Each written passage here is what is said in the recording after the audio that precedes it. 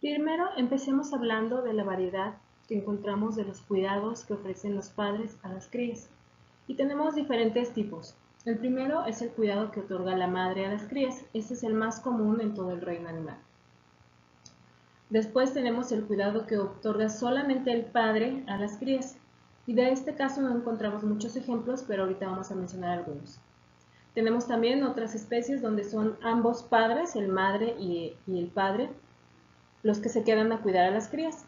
Y definitivamente tenemos el caso donde ninguno de los dos se queda a cuidar a las crías. Si ustedes recuerdan, cuando hablábamos de la etología de la reproducción, estábamos hablando de que el fin o la meta de cada individuo es que sus genes lleguen a la siguiente generación. Y esta misma regla nos sigue dictando el comportamiento en este caso. Como mencionábamos, el cuidado maternal es el más común en el reino animal y son diferentes las razones. La principal es que la hembra es la que generalmente invierte metabólicamente más en las crías. Ya habíamos hablado de que las hembras son las que tienen el óvulo disponible solamente una parte del tiempo, que teníamos una limitante en cuanto a número, y entonces esto mismo nos hace que las hembras presenten mayores cuidados a las crías, porque quieren asegurarse de que sus crías sobrevivan. Por esta razón es que las hembras generalmente son las que se quedan a cuidar a las crías. Otra de las razones, sobre todo en los mamíferos, es que pues las hembras son las que amamantan, tienen que quedarse a cuidar de la cría también por esta razón. Así es que estas dos razones son las que hacen que la madre sea la que generalmente se queda a cuidar a las crías. En el caso del padre, son pocos los casos donde observamos que sean los machos los que se queden a cuidar a las crías y que sean solamente los machos. Sí hay especies diversas donde se queda el macho junto con la hembra, pero son muy pocas las especies donde solamente es el macho el que se queda a cuidar a las crías. Y bueno, regresando a lo que mencionábamos, el padre o el macho generalmente tiene mucha progenie, tiene muchas crías y por esta razón no puede quedarse porque perdería la oportunidad de estar teniendo más crías. Otro de los casos es el cuidado biparental, es decir, donde se quedan ambos, el macho y la hembra. En este caso, observamos este tipo de cuidados en especies donde es muy difícil el cuidado de las crías. Por ejemplo, en los animales domésticos, generalmente vamos a observar que es la hembra la que se queda a cuidar a la cría. Es raro el caso donde observamos al macho. Algunas veces, en algunas especies, sobre todo en los perros, a veces se llegan a quedar los machos a cuidar también, a participar del cuidado, pero no es común, en realidad es más bien un derivado de la domesticación. En el resto de las especies domésticas no es muy común también observar que el macho se quede. Y esto otra vez estamos hablando de animales mamíferos, entonces por esta razón es más común el cuidado de la hembra. Por otro lado, tenemos especies donde ninguno de los dos se queda a cuidarlos, y esto lo podemos observar tanto en insectos como en peces, donde solamente nace la cría y hasta ahí es donde llega el cuidado de los padres. Para pensar en lo que es el cuidado de las crías y quién es el que las va a cuidar, tenemos que pensar en los costos y en los beneficios de este. Los costos de cuidar a las crías pues son muchos y a veces puede ser diferente para un macho o para una hembra. La hembra, si son mamíferos, bueno, es una inversión metabólica más grande para una hembra en quedarse a cuidar a la cría, pero también el beneficio va a ser mucho más grande para la hembra que para el macho. Otra vez, la hembra está invirtiendo más y también va a haber mucho mejor resultado asegurándose de que sus crías sobreviven. Para un macho, el costo, como lo decíamos, es que pierde la oportunidad de aparearse con otras hembras y por tanto pierde la oportunidad de tener crías. Pero los beneficios, dependiendo de qué tan exigente sea el medio ambiente donde vivan, puede ser que asegure la sobrevivencia de sus crías. Entonces, finalmente, esta variabilidad que observamos en el cuidado de las crías, quién se queda a cuidarlos, tiene mucho que ver con la probabilidad que tengan las crías de sobrevivir. Entonces, bueno, ya habíamos hablado de que el cuidado maternal es el más común que encontramos. Ya habíamos hablado de que los costos fisiológicos y metabólicos de la madre y del padre son diferentes Y aquí tenemos dos casos, tanto los pingüinos como los faisanes, donde los machos se quedan a cuidar también a las crías. La pregunta es ¿por qué? En el caso de los pingüinos, no sé si ustedes hayan visto el documental de los pingüinos que salió ya hace varios años, se habla de cómo los pingüinos, las crías, nacen en un ambiente muy extremo. Ellos viven en el Antártico, es el pingüino rey, emperador, perdón.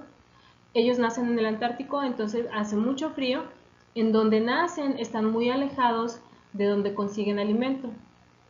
Entonces, hasta cierta forma, la hembra sola no podría hacer que sobreviviera o asegurar que sobreviviera la cría. Necesita de alguien más y en este caso pues va a ser el macho.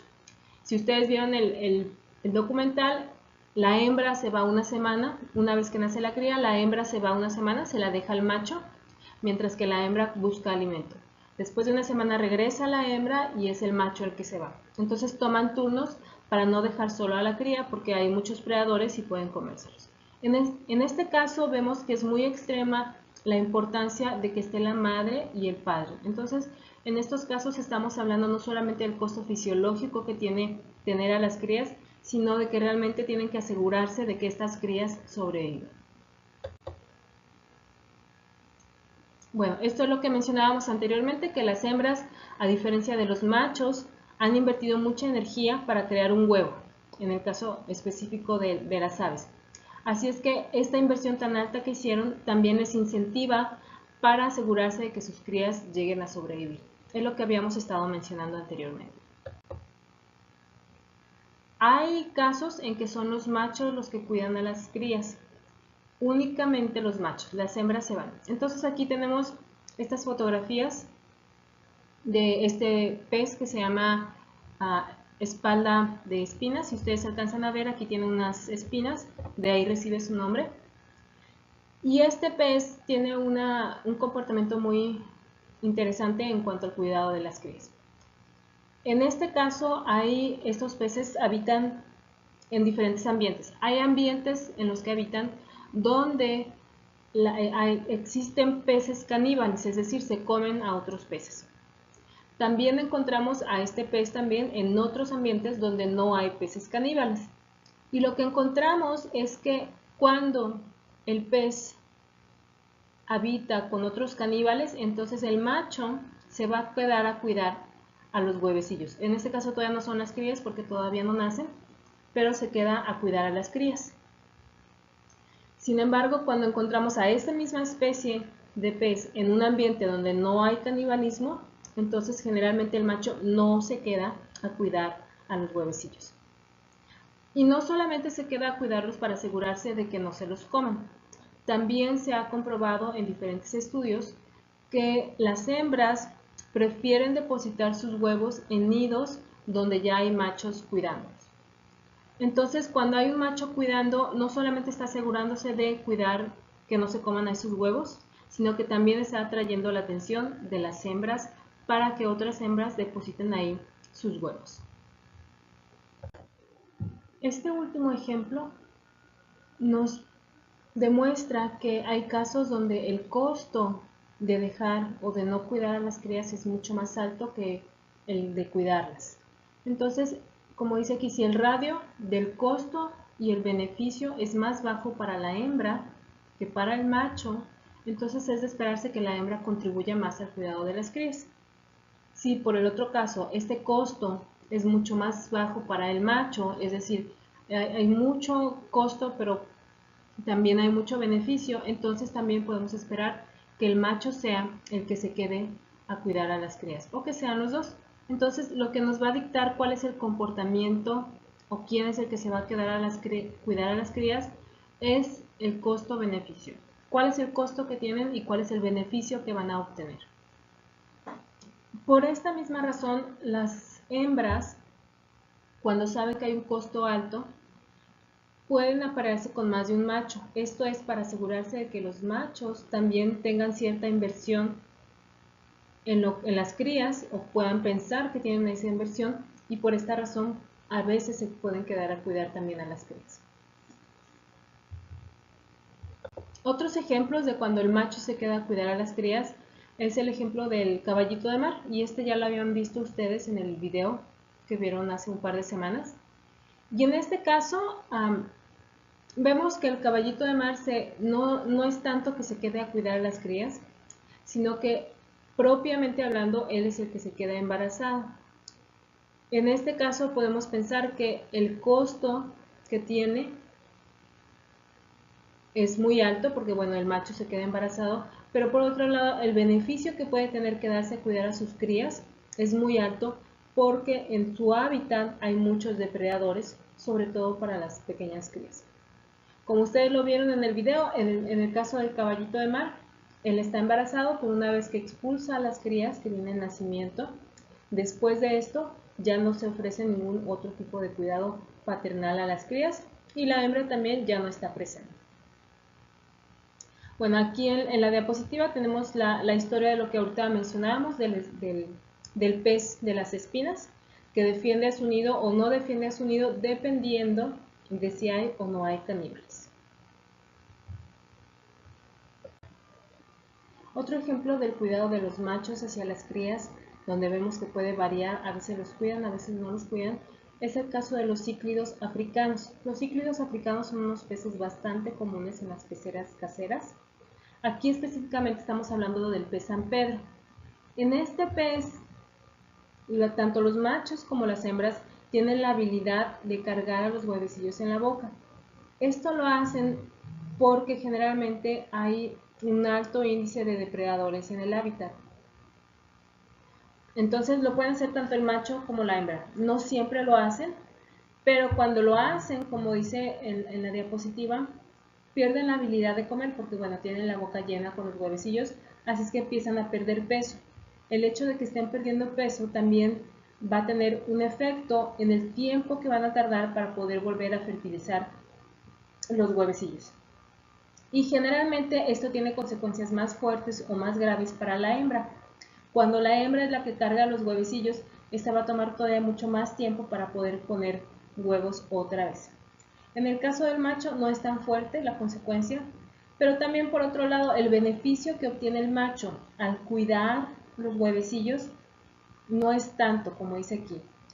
El macho podría estar fertilizando otros huevecillos de otras hembras, pero al quedarse es muy alto el costo y es muy poco el beneficio. Por esta razón, el comportamiento de cuida del macho hacia las crías solamente se va a ver cuando el radio de macho-hembra sea muy bajo, es decir, cuando haya muchos machos y pocas hembras. Entonces en ese caso, como el macho sabe que tiene poca probabilidad de fertilizar otros huevecillos, entonces sí, prefiere quedarse a cuidar a los huevecillos para asegurarse de que estos sobrevivan. Este es otro ejemplo del cuidado de los machos hacia sus crías. Es un insecto, es un piojo acuático y generalmente en los insectos no observamos ningún tipo de cuidado, ni de la madre ni del padre. Perdón. En algunas especies como en las termitas sí observamos lo que es la cooperación, pero en este caso en el piojo marino, que es este que tenemos aquí en la fotografía, estos son piojos marinos, es únicamente el padre el que se queda a cuidar a las crías, bueno, en este caso los huevecillos. La hembra no presenta ningún tipo de cuidado, la hembra solamente pone los huevecillos en la espalda del macho y el macho es el que se va a encargar de cuidarlos. Aquí la pregunta sería, bueno, ¿por qué la hembra no se queda a cuidarlo y por qué son los machos el que cuida de los huevecillos? Entonces en este caso ahí tenemos que pensar que estos huevecillos que estamos viendo aquí en la espalda del macho, todos estos que están aquí atrás, son los huevecillos, necesitan de un cuidado muy específico para que puedan sobrevivir. Tienen que estar húmedos, pero no pueden estar sumergidos debajo del agua. Esto está haciendo que tienen que estar en algún lugar muy particular, es decir, tienen que estar cerca de la superficie del agua. Podrían, por una parte, depositarlos en alguna hoja que esté cerca de la superficie del agua, pero realmente, otra vez, tenemos que pensar en cuanto a los predadores. Si los abandonan, sería muy poca la probabilidad de que estos sobrevivieran. Por otro lado, vemos también el tamaño que tienen estos huevecillos. Si ustedes ven relativamente el tamaño de los huevecillos en comparación al tamaño del macho, podemos pensar que realmente los huevecillos en conjunto tienen mucho más peso que lo que es el macho. Entonces, también podemos pensar en la inversión tan grande que tuvo la hembra para poder poner todos estos huevecillos. Entonces, realmente una vez después de que invierte todo este material en poner los huevecillos, ahora sí que ya no tiene más que invertir y no tiene más opción, por así decirlo, que dejar al macho que cuide, en este caso, a los huevecillos. Entonces, en este caso, para empezar, la hembra ya no tiene más que invertir en los huevecillos, y en segundo lugar, los huevecillos tienen necesidades muy específicas que solamente puede cumplir el macho para cuidarlos y lograr su supervivencia. Otro de los detalles que tenemos que tener en cuenta es que cuando un individuo se reproduce, está invirtiendo en su propia genética. Por esta razón, los padres generalmente tienen la capacidad de discriminar y solamente ofrecer cuidados a sus propias crías. Hay muchas especies donde observamos la adopción, pero de eso vamos a hablar un poquito más adelante. Por ahorita vamos a hablar de cómo los padres discriminan y reconocen a sus propios hijos. Ya hemos hablado de los pingüinos, es un ejemplo muy interesante, y habíamos hablado de que en el caso de los pingüinos a veces se va la hembra a comer, se va por una semana, después regresa, se va el macho por una semana y después regresa. Pero hay un momento donde la cría ya es suficientemente grande para sobrevivir por sí sola. Entonces, cuando se va el macho, también hay un momento en que la hembra se va y se queda la cría sola. Y después va a regresar el macho. Y cuando regresa el macho, lo que se encuentra es una comunidad o una colonia de muchos pingüinos cría. Y entonces tiene que, entre esos cientos o miles de pingüinitos, tiene que reconocer a su propia cría. ¿Cómo lo reconocen? En este caso los reconocen por medio de cantos, de vocalizaciones. El padre emite un canto y la cría responde con otro canto, y así es como se reconoce. Ya han hablado de otros métodos que también utilizan. Por ejemplo, en el caballo se mencionó que se quedan improntados por el olor y que también reconocen las vocalizaciones solamente de su madre. Entonces, en estas especies estamos dándonos cuenta de que la discriminación o el reconocer a su propia cría de otras crías es importante. ¿Por qué? Porque si estuvieras cuidando a otra cría, por ejemplo en el caso de los pingüinos, si regresa el pingüino macho y escoge otro pingüino que no es el suyo para darle cuidados, en primer lugar estará invirtiendo en la genética de otro individuo, y en segundo lugar su propia genética, que es la de su pingüino, estaría muriendo. Entonces es importante que los padres puedan reconocer a sus crías. Y como decimos, puede ser por medio de señales olfativas, señales visuales, señales de canto, vocalizaciones. Entonces hay diferentes métodos como lo pueden hacer los padres. Sin embargo, no todas las especies tienen esta capacidad de reconocer a su cría.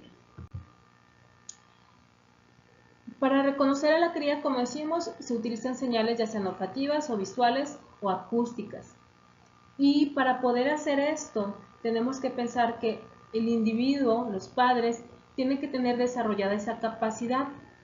Es decir, tienen que tener un área en el cerebro que está dedicada exclusivamente a esta tarea. Y se han hecho estudios donde se ha reconocido las diferentes áreas del cerebro que están involucradas en la impronta y en el reconocimiento de las crías, y está mucho más desarrollada en estas especies que mencionamos. Aquí tenemos dos ejemplos, son golondrinas. Esta golondrina de arriba que tenemos aquí es una golondrina que habita en el desierto. A lo mejor las han visto ustedes, y generalmente habitan en lugares aislados, solos. La golondrina que tenemos aquí abajo, al contrario, habita en las paredes que están cercanas al mar, en acantilados, y ellas habitan en colonias donde hay muchas golondrinas. Entonces se han hecho estudios y se ha reconocido, bueno, que esta golondrina, la que es gregaria, que vive cerca del mar con una colonia muy grande, tiene la habilidad de discriminar a su cría entre otras crías.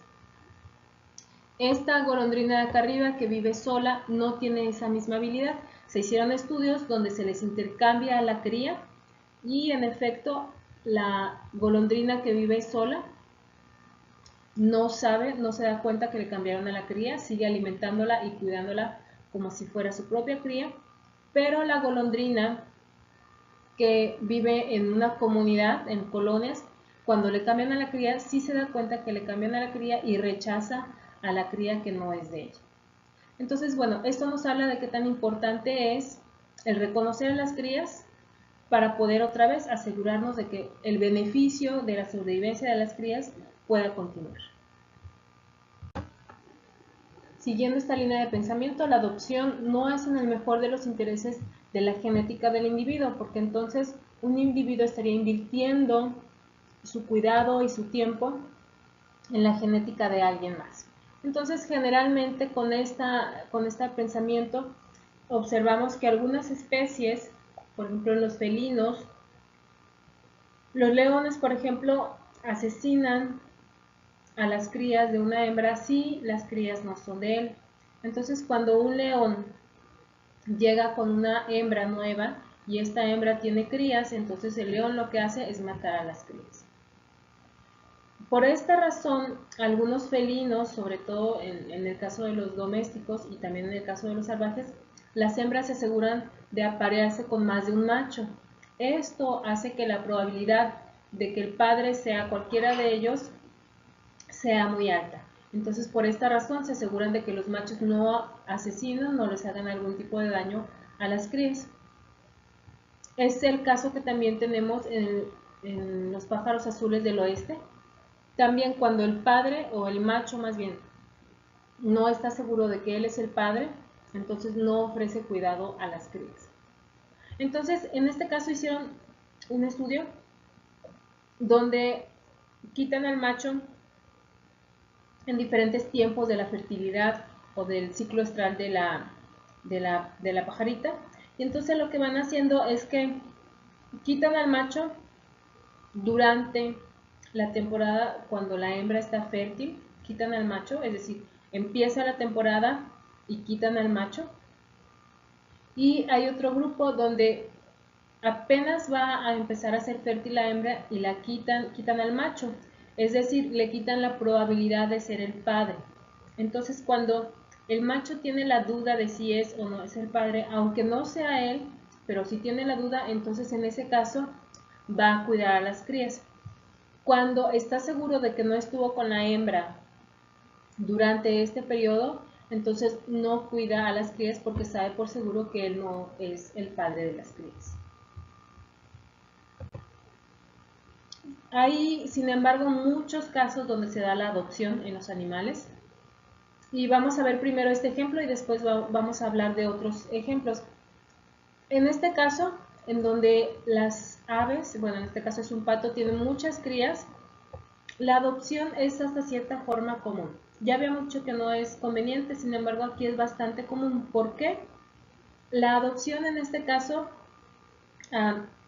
los adoptados, las crías que son adoptados, generalmente se quedan en la periferia del grupo, son los que están en las orillas, estos que están aquí más afuera del grupo.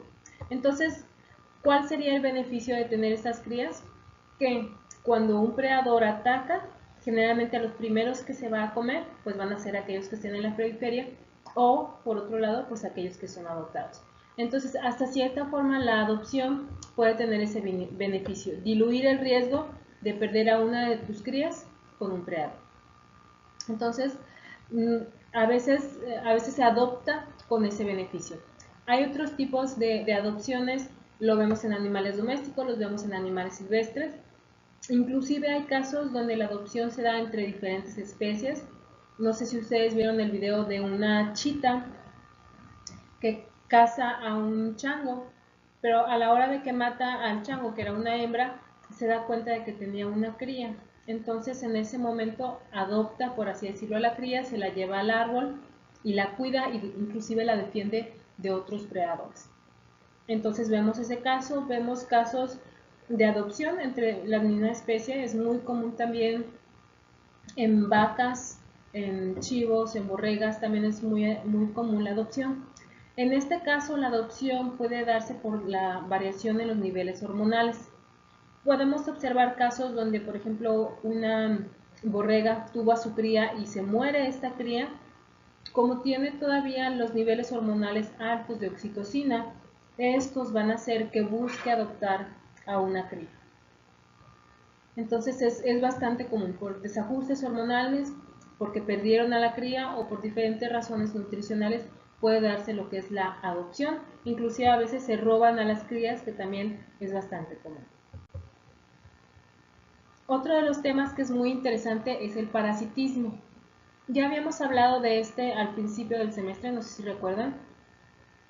En estos pájaros que son parásitos, habíamos dicho que es una especie de aves que depositan sus huevos en los nidos de otras aves y están al pendiente de que los estén cuidando.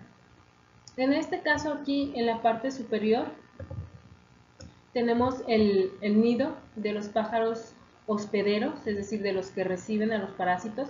Y si ustedes pueden ver, aquí tenemos este huevo grande, el café, es el huevo del pájaro parásito, y estos chiquitos como rojos, moteados rojos, son los huevos del hospedero. Si ustedes ven, generalmente los huevos son muy similares porque tienen estas como motitas, estos puntitos. Sin embargo, sí se ve la diferencia. Los huevos del parásito son mucho más grandes y son de color café. Los huevos del hospedero son más pequeños y son rojos.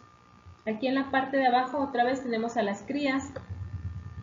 Esta cría chiquita que tenemos aquí es la cría del pájaro hospedero o de los adoptivos, por así decirlo. Y este grande es el del pájaro parásito. En este caso vemos diferentes cosas. Una, y ya lo habíamos hablado anteriormente, pero vemos que es hasta cierta forma la especie se da cuenta, la especie hospedera se da cuenta de que hay un parásito, pero ya habíamos hablado de que no pueden sacarlo, y ahorita les voy a poner un video a continuación. No pueden sacar al pájaro parásito, a la cría parásito, porque luego vienen los papás de los parásitos, por así decirlo, vienen al nido y sacan a las crías. Entonces es un comportamiento muy interesante donde han evolucionado las dos especies, tanto la hospedera como la parásita, y en este momento es lo que observamos. Lo que también vemos aquí, otro detalle que es importante, si ustedes ven el tamaño del pico de la cría y el tamaño del pico del parásito son muy diferentes, ¿verdad? El parásito es mucho más grande. Esto va a hacer que el pájaro parásito, la cría parásita, pida con mayor insistencia alimento. Y esto va a hacer que las madres, en este caso de los hospederos, sean mayormente estimuladas por los parásitos y no por sus propias crías. Entonces, bueno, son diferentes estrategias que se han evolucionado para poder dar lugar a este tipo de comportamientos. Entonces, en la siguiente diapositiva vamos a ver un video precisamente de estos pájaros parásitos.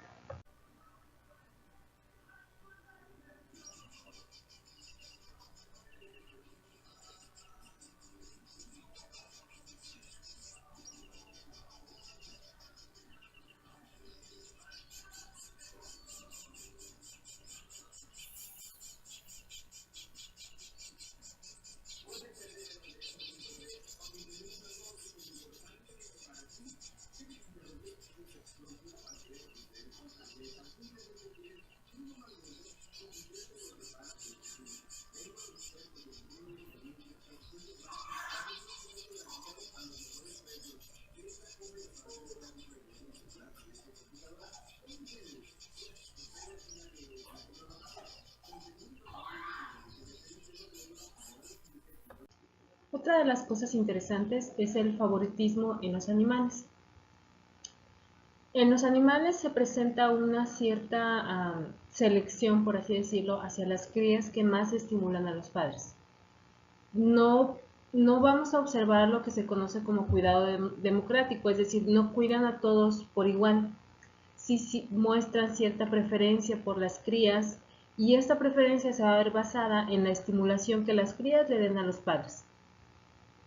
Generalmente van a alimentar y cuidar preferencialmente a las crías que tienen mayor probabilidad de sobrevivir.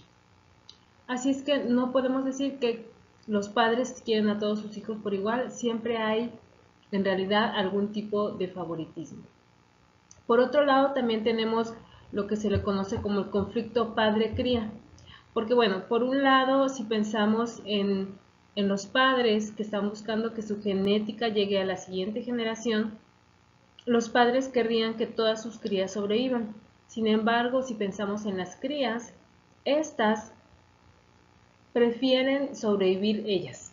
No les importa ahora sí, por así decirlo, lo que pase con sus hermanos. Entonces las crías luchan por tener la mayor atención posible de los padres, mientras que los padres luchan por darle toda la atención a las crías siempre y cuando reciban estos la estimulación de las crías. En este video podemos observar el comportamiento y el conflicto que hay entre las crías. Aquí en el video ustedes van a ver que hay dos crías, ahí se vio la tercera cría, aquí en medio está. Si ustedes pueden ver, las crías que están a los costados son más fuertes y ahorita van a empezar a hacer un despliegue, ahí están los dos haciendo un despliegue. El de en medio se queda como quieto porque no tiene tanta fuerza. Hay un momento ahí donde intenta unirse al despliegue con los hermanos, pero bueno, vemos que lo empiezan a atacar. Ahí atrás está la mamá y no hace nada por defenderlo. Las crías siguen atacando a su hermano. Finalmente llegamos a lo que es el parto.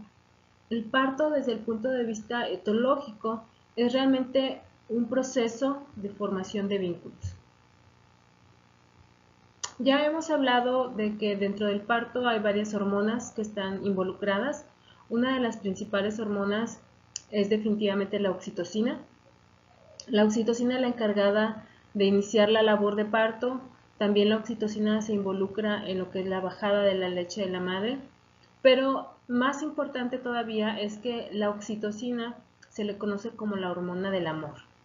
Es una hormona que facilita la formación de vínculos y aquí estamos hablando más específicamente el vínculo que se forma entre la madre y la cría para asegurar que la madre se enamore, por así decirlo, de la cría y por esta razón le dé los cuidados.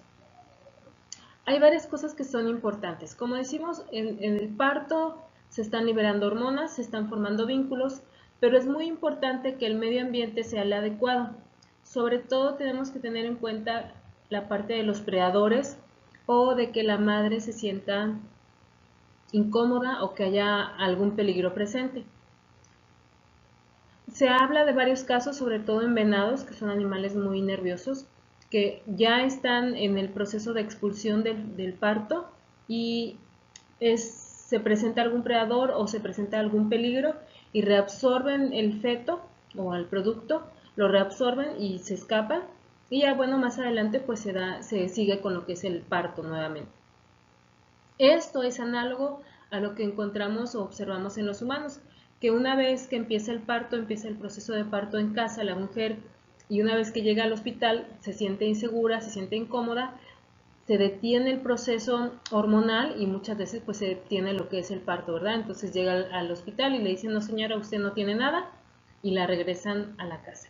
Entonces es muy importante que durante el parto se permita precisamente que el animal se sienta cómodo para que, bueno, pasen varias cosas, pero una de ellas es que se liberen adecuadamente las hormonas y también para que se pueda dar la formación de vínculos.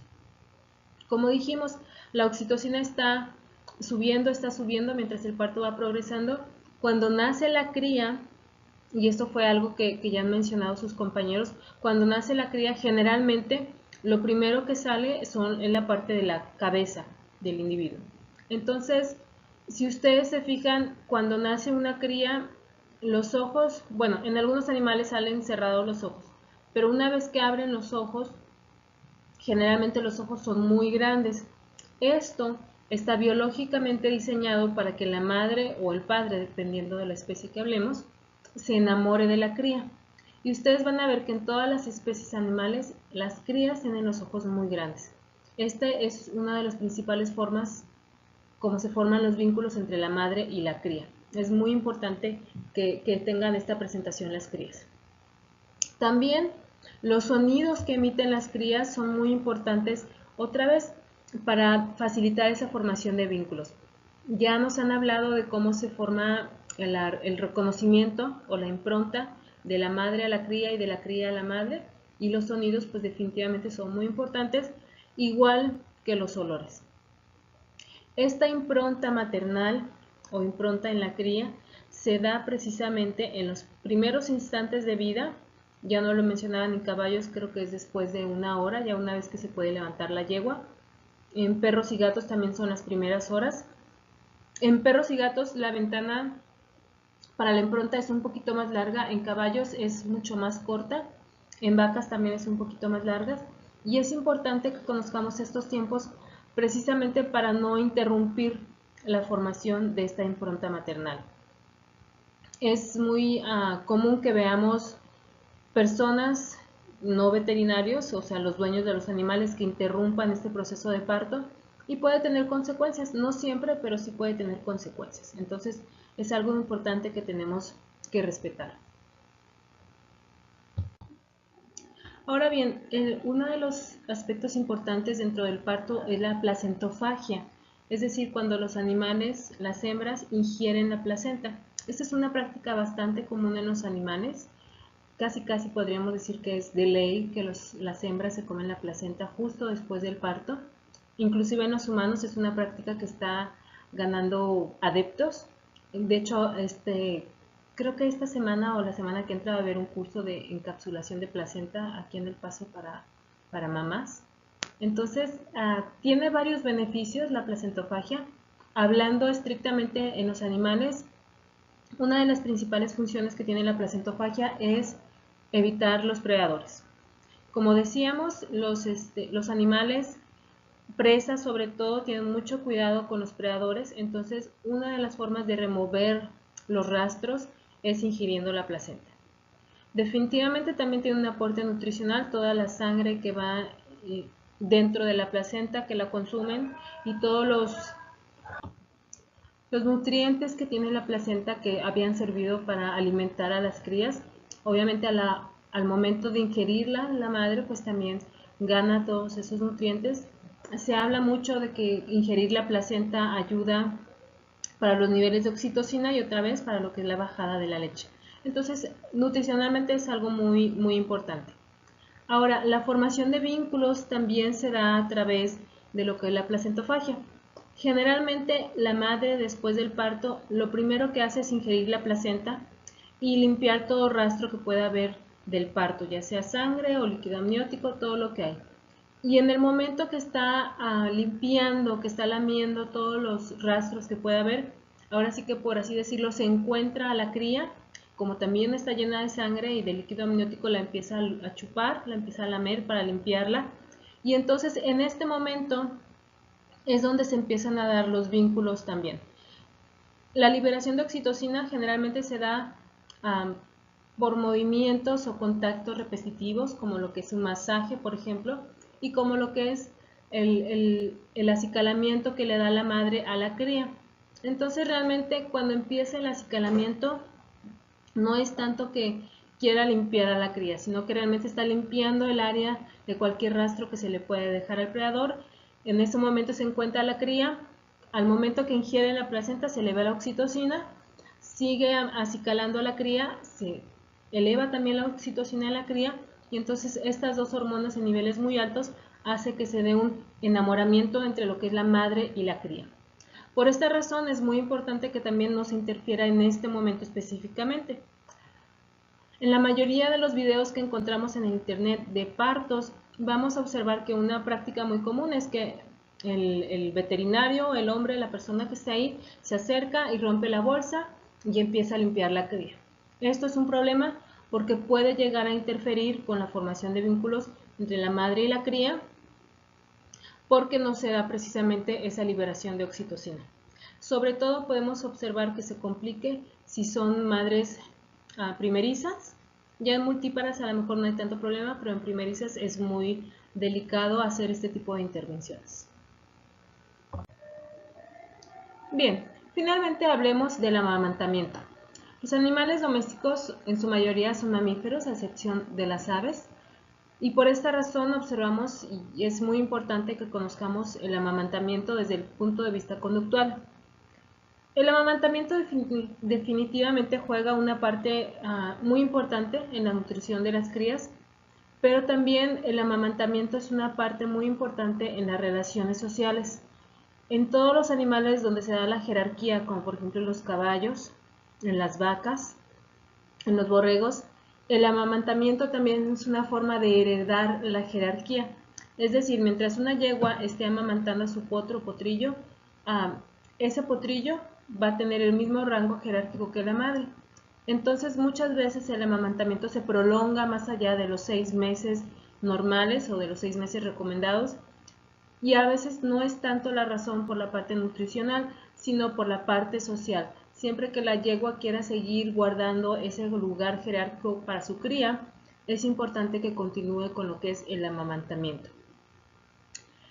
Las fases de lactancia son diferentes en cada una de las especies y definitivamente va a variar también de individuo a individuo.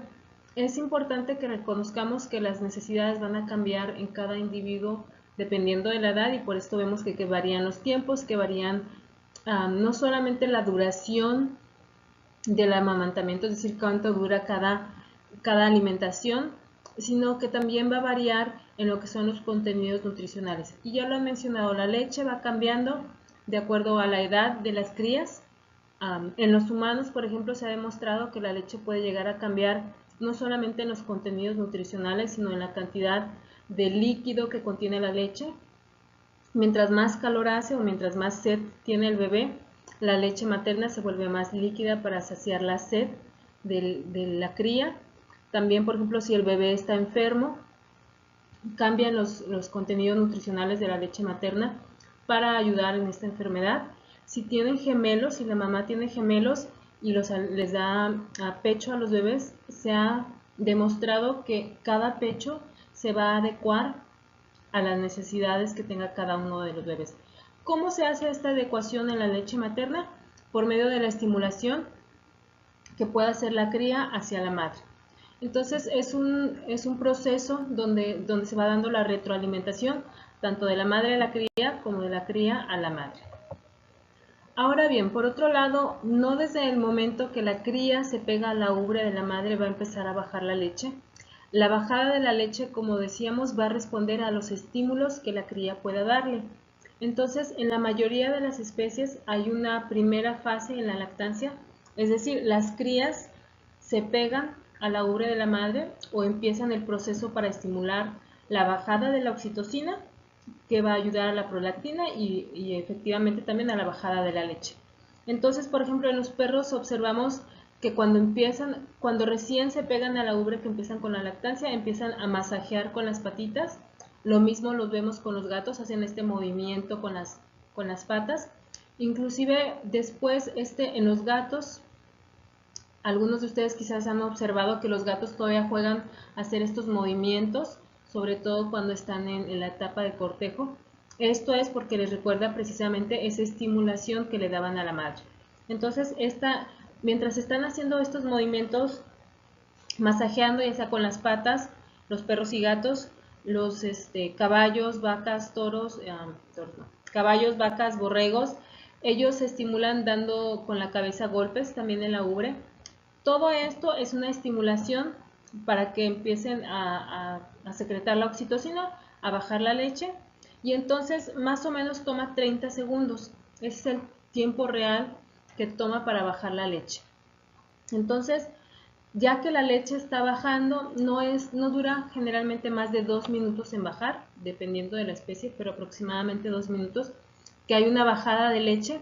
Y luego al final, a pesar de que los animales siguen pegados todavía a la ubre de la madre, no está bajando la leche, pero otra vez siguen estimulándolo para retroalimentar la liberación de las hormonas y bueno, que más adelante se pueda modificar el contenido nutricional de la leche. Esto es algo muy importante, ¿verdad?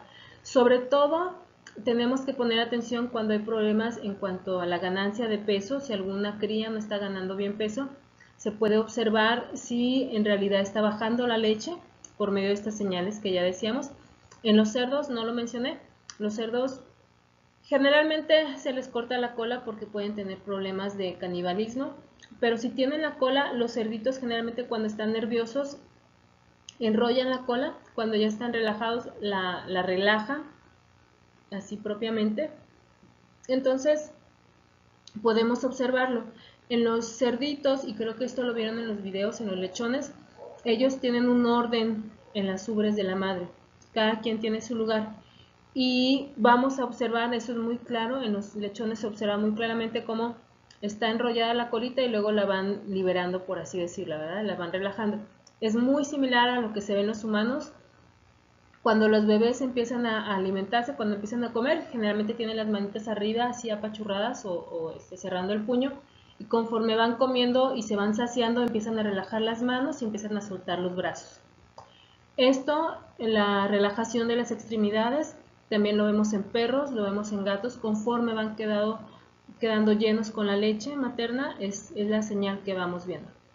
Entonces, otra vez, como decíamos, es importante que notemos estas señales de saciedad en cada uno de los animales para ver que estén ganando peso, pero ya conforme son animales más grandes, ya no son crías tan pequeñas, muchas veces pueden pegarse a la ubre y a veces ya no sacan leche, por así decirlo, porque como decíamos, ya el amamantamiento no juega el papel nutricional, sino social. Entonces, lo hacen para seguir teniendo el mismo lugar en la jerarquía dentro de la manada. El comportamiento maternal no es completamente innato. Hay muchos comportamientos que son innatos, pero el maternal tiene parte de comportamiento innato y parte de aprendizaje. Sobre todo los animales o las hembras primerizas tienen muchos problemas de que rechazan a sus crías o a veces inclusive de que llegan a robarse a las crías o de que matan a las crías, se las pueden llegar a comer dependiendo de lo que haya pasado. Y esto se puede dar precisamente porque los niveles hormonales todavía no son los adecuados, sobre todo en las primerizas. Ya hembras que son multíparas, es decir, que ya han tenido camadas anteriormente, la experiencia, no solamente la experiencia social, sino la experiencia hormonal, porque se queda grabado, por así decirlo, los diferentes niveles hormonales, le van a facilitar lo que es el desempeño del trabajo maternal. Entonces, esta parte es muy importante. Bien, chicos, pues con esto terminamos el tema de introducción a lo que es el comportamiento maternal. Ya vimos todas las presentaciones, ya está la parte final. Con esto terminamos y ya la siguiente clase veríamos lo que es el examen.